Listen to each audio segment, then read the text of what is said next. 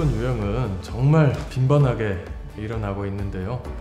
먼저 경찰 조사 연락이 오기 전에 계좌 정지됐다는 통보를 받게 됩니다. 그러면은 대출 진행으로 생각하고 있던 사람은 몹시 당황할 수밖에 없겠죠. 그리고 통상적으로는 계좌가 정지되고 나서 편차는 있겠지만 2달 정도 내외로 해서 경찰에서 소환 조사 연락을 받게 됩니다. 대출인 줄 알고 속아서 체크카드 등을 보내서 안타깝지만 법적으로는 전자금융거래법 위반으로 5년 이하 징역이나 3천만 원 이하 벌금으로 처벌받게 됩니다. 그리고 이 경우에는 보이스피싱과의 관련성을 몰랐다고 하더라도 체크카드 자체를 보내는 그 자체가 처벌 대상인데요. 대법원에서는 얼마 전에는 대출의 기회 자체를 대가라고 봐서 처벌 여지가 있다는 해석이 있었는데, 또 최근에는 이렇게 대출 받아서 속아서 체크카드를 건넨 경우에는 구체적인 사정에 따라서 이 대가로 인정되지 않아서 무죄 취지로 판결을 내린 적도 있습니다.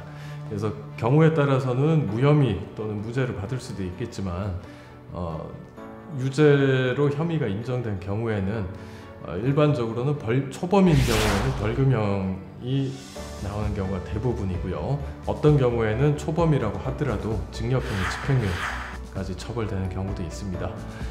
당사자가 되면 초반에는 몹시 당황스럽고 갑자기 보이스피싱에 연루됐다고 하니까 어떻게 해야 될지 모를 건데요.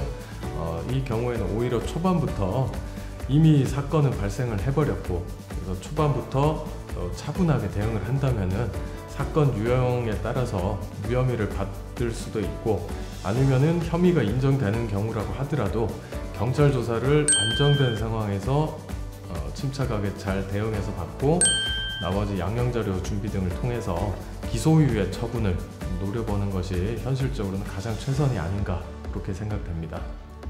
이런 일이 되기 전까지 그동안의 가정 자체가 있잖아요. 네. 어떤 문자를 받아주고, 네. 그 다음에 거기에 1금융권, 2금융권이 줬던 어떤 자료들을 줬던 어떤 문자 메시지, 이런 어떤 자료들이 나중에 양형을 받다든지 아니면 무죄가 된다는 어떤 중요한 근거가 될 수 있는지 여쭙고 싶습니다.